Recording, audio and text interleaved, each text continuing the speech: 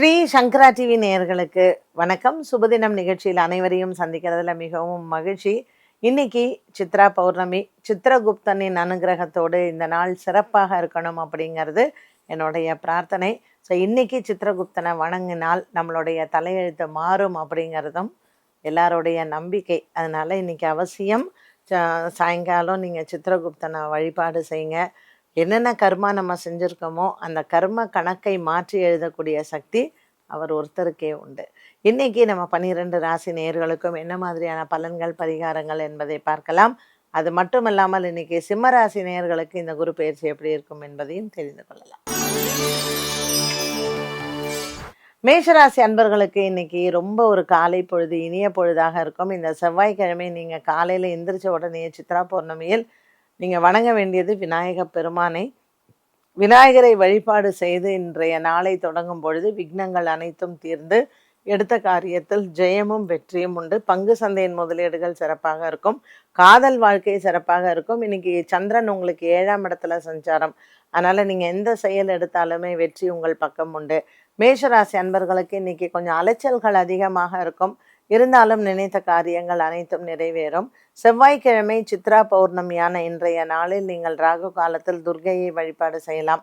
அது மட்டும் இல்லை, இந்த மாலை பொழுதில் நீங்கள் யாருக்காவது 2 பேருக்கு அன்னதானம் செய்யுங்க. கர்ம காரியங்கள் எல்லாம் உங்களினுடைய கர்மாக்கள் எல்லாம் புண்ணியத்தை தேடி தரக்கூடிய ஒரு நாளாக அது மாற்றி அமைத்து கொடுக்கும்.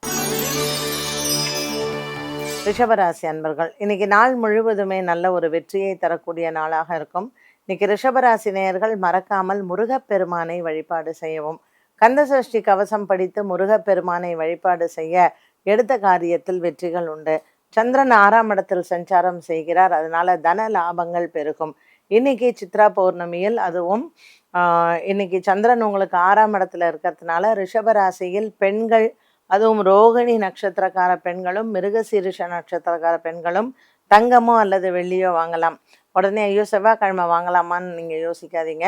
இன்றைய நாள் உங்களுக்கு அதிர்ஷ்டமாக இருக்கும். தங்கம் வெள்ளி வாங்கினால் அதிகமாக சேரும். அதனால் ரோகிணி நட்சத்திரக்காரர்களும் மிருகசீரிஷ நட்சத்திரக்காரர்களும் இந்த பௌர்ணமி திதியில் நீங்கள் போயிட்டு பொன்பொருள் லாபங்கள் சேரும். இதை இன்னைக்கு நீங்கள் அவசியம் பண்ணுங்கள். எடுத்த காரியம் எல்லாமே உங்களுக்கு நல்லபடியாக நடக்கும். மனதில் சந்தோஷங்கள் உண்டு. மிதுன ராசி அன்பர்கள் இன்னைக்கு மிதுன ராசி நேயர்களுக்கு எதிரிகளை வெல்லக்கூடிய ஒரு நாளாக இருக்கும்.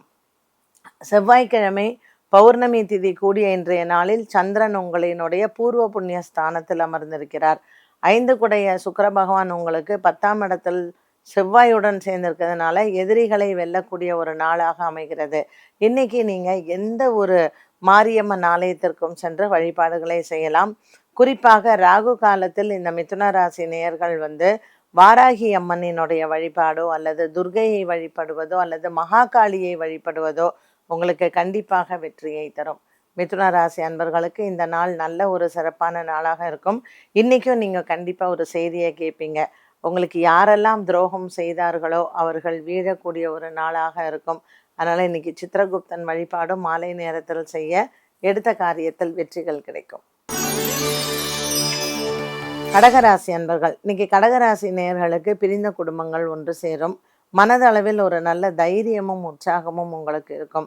ராசிநாதன் சந்திரன் 4ஆம் இடத்தில் இருப்பதனால யாரெல்லாம் விரோதி, அதாவது உறவினர்கள் விட்டு பிரிந்து சென்றவர்கள் மீண்டும் திரும்ப வருவதற்கான ஒரு நாளாக இந்த நாள் அமைகிறது. கடகராசி அன்பர்களுக்கு நல்ல மனதில் தைரியமும் உற்சாகமும் இருக்கும். புதிய வேலை வாய்ப்புகள் இன்றைய நாளில் நீங்கள் முயற்சி செய்யலாம். வீடு வாங்குவது, விற்பது மற்றும் வீட்டிற்கான வாஸ்து தோஷ நிவர்த்திகளை இந்த நாளில் நீங்கள் கையாளலாம். பௌர்ணமி திதியான இன்றைய நாளில் மாலை நேரத்தில் நீங்கள் மகாலட்சுமியினுடைய வழிபாடுகளை செய்யவும். சிம்மராசி அன்பர்கள் இன்னைக்கு நாள் முழுவதுமே சிம்மராசி அன்பர்களுக்கு நல்ல ஒரு உற்சாகமான நாளாக அமைகிறது. ராசிநாதன் சூரியன் உச்சபலம் பெற்று பாக்கியத்தில் குருவுடன் இருப்பது இன்று சித்ரா பௌர்ணமியில் உங்களுக்கு நல்ல ஒரு சிறப்பான நாளாக இருக்கும். உடல் ஆரோக்கிய குறைபாடுகள் மற்றும் குடும்பத்தில் இருக்கக்கூடிய குறைபாடுகள், மனதில் இருக்கக்கூடிய குறைகள் அனைத்தையும் நீங்கள் மாற்றி அமைத்து கொள்ளக்கூடிய ஒரு நாளாக இந்த நாள் அமைகிறது. சிம்மராசி நேயர்களுக்கு இன்று காலை பொழுதில் நல்ல செய்திகளும் காத்திருக்கிறது. திருமண யோகங்கள் ஒரு சிலருக்கு கைகூடும். சித்ரா பௌர்ணமி தினமான இன்றைய நாளில் அரிசி மற்றும் வெல்லம் தானம் செய்ய எடுத்த காரியத்தில் வெற்றிகள் கிடைக்கும். கன்னிராசி நேயர்கள், இன்னைக்கு நாள் முழுவதுமே கன்னிராசி நேயர்களுக்கு நல்ல ஒரு திருப்தியான நாளாக இருக்கும். காதல் வாழ்க்கை சிறப்படையும். பிரிந்த குடும்பங்கள் ஒன்று சேரும். 7ஆம் இடத்தில் இருக்கக்கூடிய ராகு, புதன், சுக்கிரன், செவ்வாய் இன்று உங்களுக்கு குடும்பத்தில் நல்ல ஒரு மகிழ்ச்சியை தரலாம். சப்தமத்தில் இந்த கிரக சேர்க்கைகள் கன்னிராசி நேயர்களுக்கு அதிர்ஷ்டத்தை தரும். அரச மரத்துக்கடியில் இருக்கக்கூடிய விநாயக பெருமானை வழிபாடு செய்ய உங்களினுடைய மனக்குறைகள் தீரும். துலாம் ராசி நேயர்கள், சந்திரன் இன்று துலாம் ராசியில் சஞ்சாரம் செய்கிறார். இன்று துலாம் ராசி நேயர்களுக்கு நல்ல ஒரு குறைபாடு இல்லாத நாளாக அமைகிறது. தன லாபங்கள் பெருகும். இன்று பங்கு சந்தையின் முதலீடுகள் வெற்றியை தரும். வழக்குகள் விசாரணைகள் இன்று உங்களுக்கு நல்ல ஒரு லாபத்தை தரக்கூடிய நாளாக அமைகிறது. இன்று நாள் முழுவதுமே துலாம் ராசி அன்பர்களுக்கு எண்ணங்கள் நிறைவேறும். மனதில் இருக்கக்கூடிய குறைகளும் தீரும். பல நாட்களாக நீங்கள் முயன்று தோற்று போன விஷயங்களும் இன்றைய நாளில் உங்களுக்கு நல்ல ஒரு அதிர்ஷ்டத்தை தரலாம். இன்று துலாம் ராசி அன்பர்களுக்கு மனதளவில் குழப்பங்கள் இருந்தாலும் அது நண்பர்களால் தீரும். விருச்சிக ராசி அன்பர்கள், இன்று நாள் முழுவதுமே விருச்சிக ராசி அன்பர்களுக்கு நல்ல ஒரு உற்சாகமான நாளாக அமைகிறது. புதிய நண்பர்களின் அறிமுகங்கள் உங்களுக்கு நன்மையை தரும். பங்கு சந்தையின் முதலீடுகள் வெற்றியை தரும். பல நாட்களாக பல காலமாக நீங்கள் முயன்று தோற்று போன விஷயங்கள் வெற்றியை தரும். விருச்சிக ராசி அன்பர்களுக்கு இன்று காலை வேளையில் நல்ல செய்திகள் காத்திருக்கிறது. கடன் கொடுப்பது, கடன் வாங்குவதை நீங்கள் தவிர்க்கலாம். விருச்சிக ராசி அன்பர்களுக்கு மன நிறைவான நாளாக இருக்கும். நண்பர்களால் இன்று உங்களுக்கு நன்மைகள் சேரும். இன்று விநாயகர் ஆலயத்தில் தேங்காய் மாலை சாற்றுவது இன்று உங்களுக்கு வெற்றியை தரலாம். தனுசு ராசி அன்பர்கள், இன்று நாள் முழுவதுமே தனுசு ராசி அன்பர்களுக்கு நல்ல ஒரு மன நிறைவான நாளாக அமைகிறது. கொடுக்கல் வாங்கலில் இருந்து வந்த பிரச்சனைகள் தீரும். பல மாதங்களாக இழுபறியில் இருந்து வந்த வேலைகள் தனுசு ராசி அன்பர்களுக்கு இந்த நாளில் முடிவடையும். இன்று நாள் முழுவதுமே உங்களுக்கு நல்ல ஒரு மன நிறைவை தரும். தனுசு ராசி அன்பர்களுக்கு எடுத்த காரியத்தில் வெற்றி வர இன்று விநாயக பெருமானையும் முருகப்பெருமானையும் வழிபாடு செய்யலாம். சித்ரா பௌர்ணமி திதியான இன்றைய நாளில் அரிசி மற்றும் வெல்லம் விநாயகர் ஆலயத்தில் தானமாக கொடுக்க மனதிற்கு திருப்தியும் சந்தோஷமும் உண்டு. மகர ராசி நேயர்கள், இன்று நாள் முழுவதுமே மகர ராசி நேயர்களுக்கு சற்று குழப்பமான நாளாக இருக்கும். இருந்த போதிலும் பெரிதளவுக்கு பாதிப்புகள் இல்லை. மகர ராசி நேயர்களுக்கு இன்று 10ஆம் இடத்தில் இருக்கக்கூடிய சந்திர பகவான் சற்று அலைச்சலை கொடுக்கலாம். புதிய நபர்களை சென்று சந்திப்பதை இன்றைய நாளில் நீங்கள் ஒத்தி வைப்பது நல்லது. மாலை நேரத்தில் உங்களுக்கு நல்ல செய்திகள் காத்திருக்கிறது. மகர ராசி அன்பர்களுக்கு இன்று எடுத்த காரியத்தில் வெற்றி பெற குலதெய்வத்தை பிரார்த்தனை செய்வோம். கும்பராசி நேயர்கள், இந்த நாள் முழுவதுமே கும்பராசி நேயர்களுக்கு எடுத்த காரியத்தில் வெற்றி உண்டு. பல மாதங்களாக இருந்து வந்த மனச்சோர்வு இன்றைய நாளில் உங்களுக்கு தீரும். பூரட்டாதி நட்சத்திரக்காரர்களுக்கு இன்று சந்திராஷ்டம தினமாக விளங்குகிறது. ஆகவே இன்றைய நாளில் பச்சரிசி தானம் செய்வது நல்லது. கும்பராசி நேயர்களுக்கு இன்று சற்று அலைச்சல்களும் இருக்கும். உடல் ஆரோக்கியத்தில் கவனம் தேவை.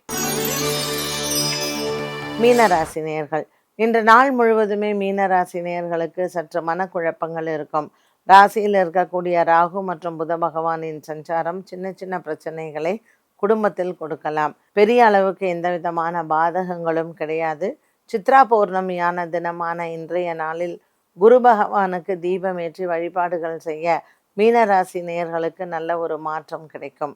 இன்று தன லாபங்கள் உண்டு. இன்று மாலை நேரத்தில் அன்னதானங்கள் செய்வது நல்லது. இவ்வளோ நேரம் நம்ம ராசி பலன்கள் மற்றும் பரிகாரங்கள் எல்லாம் பார்த்தாச்சு. இப்போ நம்ம இன்னைக்கு சிம்மராசி நேயர்களுக்கான குரு பெயர்ச்சி பலனை பார்க்கலாம். சிம்மராசி நேயர்களுக்கு இந்த குரு பெயர்ச்சி எப்படி இருக்கும் அப்படின்னு பார்த்தீங்கன்னா, குரு பகவான் இப்போ அவர் இருக்கிறது 9ஆம் இடத்தில் பாக்கியத்தில் இருக்கிறாரு. இப்போ அவர் 10ஆம் இடத்திற்கு போகிறார். ஸோ இந்த 10ஆம் இடத்திற்கு போகக்கூடிய குரு பகவான் நமக்கு நல்லதை கொடுப்பாரா அப்படின்னு பார்த்தீங்கன்னா, இந்த சிம்மராசி நேயர்களுக்கெல்லாம் இப்போ வரக்கூடிய காலமே கொஞ்சம் சோதனை காலம் அப்படின்னு சொல்லலாம். ஏன்னா 2ல் கேது, 8ல் ராகு, 10ல் குரு. நம்ம என்ன அதே மாதிரி சனி பகவான் 7ல். ஸோ ஏதாவது ஒரு கிரகம் நல்ல இடத்துல இருக்கா அப்படின்னு பார்த்தா நமக்கு பிரச்சனை தர மாதிரியே அது போய் உட்காந்துக்குச்சு. 2ல் கேது 8ல் ராகுனாலே குடும்பத்துல பிரச்சனைகள் அப்படின்னு அர்த்தம். 7ல் வந்து சனி பகவான் அப்படின்னா கணவன் மனைவிக்குள்ள ஒரு சுமூகமான உறவுகள் இருக்காது. அண்ட் 10ஆம் இடத்துல குரு பகவான்னா வேலைக்கு போற இடத்துலயும் பிரச்சனை. இந்த 1 வருட காலமும் நாம எப்படி இருக்கணும் அப்படின்னா ஒரு தவ வாழ்க்கை வாழ்வதற்கு சமம்னு சொல்லலாம். ஏதோ நம்ம போறோம் வரோம், யாருக்கும் அட்வைஸ் கொடுக்கக்கூடாது.